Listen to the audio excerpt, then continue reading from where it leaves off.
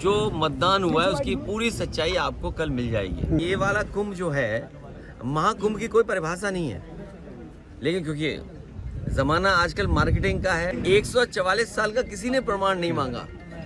ये चुनाव भी 144 साल वाला जैसा चुनाव था। दिन भर ये कहने से नहीं चूकते थे कि विश्व गुरु बनने जा रहे हैं।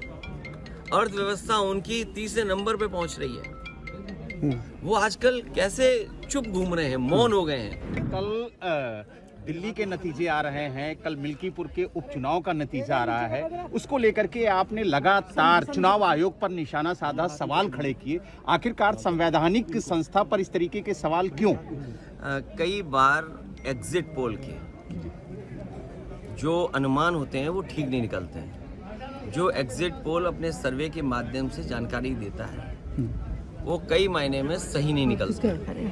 अब क्योंकि कल रिजल्ट आना ही है, तो जो मतदान हुआ है उसकी पूरी सच्चाई आपको कल मिल जाएगी। किसकी सरकार बनेगी, किसकी सरकार जाएगी, ये तो दिल्ली की बात हो गई। मिल्कीपुर चुनाव में और मिल्कीपुर चुनाव शुरू होने से पहले अगर आपको याद होगा तो मैं चाहता था कि आप सब लोग वहां आएं और देखें कि वोट कैसे डाला जाता है और वोट कैसे पड़ता है। भारत का लोकतंत्र और खासकर बीजेपी की सरकार में किस तरीके से लोकतंत्र और मजबूत हो रहा है, कितना मजबूत दिखाई देता, वो आप लोग आए नहीं। आपने एक बहुत बड़ी अपॉर्चुनिटी मिस कर दी। शायद ये सदी में एक बार देखने को मिली होती आपको। जैसे ये वाला कुंभ जो है, महाकुंभ की कोई परिभाषा नहीं है, लेकिन क्योंकि जमाना आजकल मार्केटिंग का है और जितना आप उसको कम्युनिकेट कर ले जाओ तो महाकुंभ हो गया। 144 साल का किसी ने प्रमाण नहीं मांगा। ये चुनाव भी 144 साल वाला जैसा चुनाव था जो आपको देखना चाहिए था। सोचिए आप, बगल के जिले जो हैं वहां से भारतीय जनता पार्टी ने अपने कार्यकर्ता बुलवाए। अंबेडकर नगर से कार्यकर्ता है, अब तो हम लोगों को उनके गांव पता लग गए हैं क्योंकि पकड़े गए थे कुछ लोग। बगल के जिले से अमेठी से लोग आए थे, सुल्तानपुर से लोग आए थे, रायबरेली से लोग आए थे, और गाड़ियों के नंबर हैं। अगर आप चाहोगे तो मैं अपने पार्टी के पेज पे कुछ गाड़ियों के नंबर आपको दे दूंगा, डाल दूंगा। प्रिसाइडिंग ऑफिसरों की आपको वो रिकॉर्डिंग मिल गई होगी, जहां पर प्रिसाइडिंग ऑफिसरों से पूछा कि भाई टारगेट पूरा है कि नहीं है और किस टारगेट में आप हैं, आपको 30 वोट डलवाना है फर्जी या 50 वोट डलवाना है या उससे ऊपर, वो भी रिकॉर्डिंग आपको हम लोगों ने जानकारी कर दे दी। बीएलओ कौन पोस्ट होंगे, बीएलओ कौन पोस्ट होंगे, किस थाने में कौन पोस्ट होगा, सीओ कहाँ पोस्ट होगा, एसएसपी कौन क्या देखेंगे, ये सब वेल प्लान्ड इलेक्शन हुआ ये वाला। ये आपने 144 साल वाला जिस तरीके से कुंभ था, उस तरह दुनिया का सबसे अच्छा चुनाव आपने मिस कर दिया। ये अपॉर्चुनिटी प्रेस को मिस नहीं करनी चाहिए थी। लेकिन अपने चुनाव बात की जाए तो जिस तरीके से अमानवीय व्यवहार भारतीय नागरिकों के साथ अमेरिका ने किया, उसको लेकर के कल आप लोगों ने संसद में प्रोटेस्ट भी किया। क्या जिस तरीके से आप लोग आवाज उठा रहे हैं ये आगे भी देखने को मिलेगा सदन के अंदर? भारतीय जनता पार्टी की कुछ चीजों की तो पोल खुल गई, एक बार सवाल और पोल इसलिए खुल गई कि हमने और आपने वो डंका बजते हुए देखा था जी। बड़े बड़े इवेंट देखे थे हम लोगों ने, और ये भारतीय जनता पार्टी वाले लोग कोई दिन नहीं चूकता था जिस दिन ये नहीं कहते थे कि दुनिया में हम कहां पहुंच गए हैं, हम कुछ बन गए हैं, विश्व गुरु बन गए हैं। सोचिए आप, जो लोग दिन भर ये कहने से नहीं चूकते थे कि विश्व गुरु बनने जा रहे हैं, अर्थव्यवस्था उनकी तीसरे नंबर पे पहुंच रही है, वो आजकल कैसे चुप घूम रहे हैं, मौन हो गए हैं।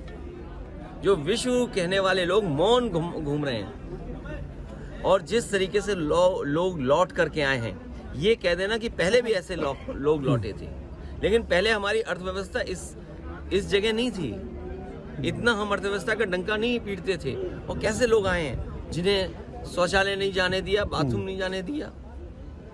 ये व्यवहार किसी व्यक्ति के साथ हो सकता है, इनह्यूमन व्यवहार है। और दुनिया का एक देश है, शायद हो सकता है अमेरिका से वो मजबूत नहीं उतना, लेकिन वहाँ के राष्ट्रपति ने मना कर दिया कि हम फौज से लाए हुए अपने नागरिकों को स्वीकार नहीं करेंगे, और अंततः अमेरिका को स्वीकार करना पड़ा। क्या भारत इतना कमजोर हो गया है? क्या हमारा हिंदुस्तान इतना कमजोर है जब हम हिंदुस्तान का इतना बड़ा बाजार दे रहे हैं अमेरिका को। आप सोचिए नोएडा में न जाने कितना बाजार हमने उनके हाथ में दे दिया होगा। हम कहते हैं हमारे लोग इलीगल पहुंच गए वहां पे, इलीगल इमिग्रेशन हो गया। तो किसकी नाकामी है? ये सरकार की नाकामी है जो क्वालिटी ऑफ लाइफ या उनको बेटर अपॉर्चुनिटी नहीं दे पा रहे। अगर उन्हें बेटर अपॉर्चुनिटी यहाँ मिल रही होती, क्वालिटी लाइफ बेटर यहाँ होती, तो शायद वो 50 लाख और 1 करोड़ रुपए दे करके नहीं जाते। पंजाब के तो चलो 50 लाख रुपए की सुनने में आ रहा है दे करके गए हैं, लेकिन गुजरात वाले तो 1 करोड़ रुपए दे के गए हैं। कम से कम सरकार को जो पैसा दे करके गए हैं उनके सरकार को पैसे वापस कराने चाहिए।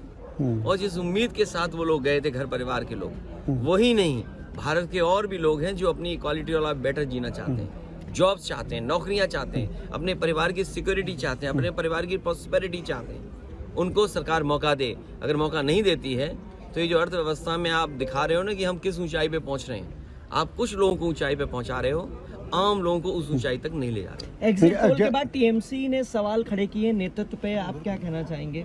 इंडिया गठबंधन को लेकर के भी सवाल के किया। नेतृत्व पे सवाल खड़ा किया है। अभी कोई बड़ा सवाल नहीं पूछना है, ये हमारा इंडिया का अंदर का मामला है, ये हम लोग सुलझाते रहेंगे। Thank you sir. Thank you. क्या चीज?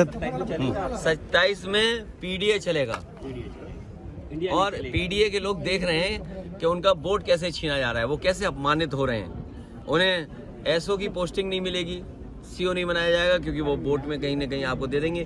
कौन सिपाही पोस्ट होगा?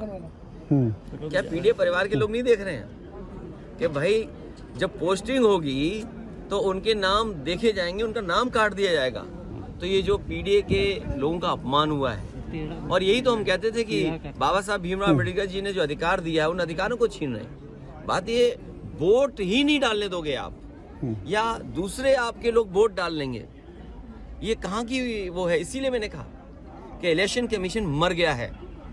इलेक्शन कमीशन को जांच करनी चाहिए कि जो मरे हुए लोग थे उनके वोट कैसे पड़ गए, और अगर वोट पड़े हैं तो प्रिसाइडिंग ऑफिसर और जो संबंधित अधिकारी उनके खिलाफ कार्रवाई क्या कर रहा है इलेक्शन कमीशन।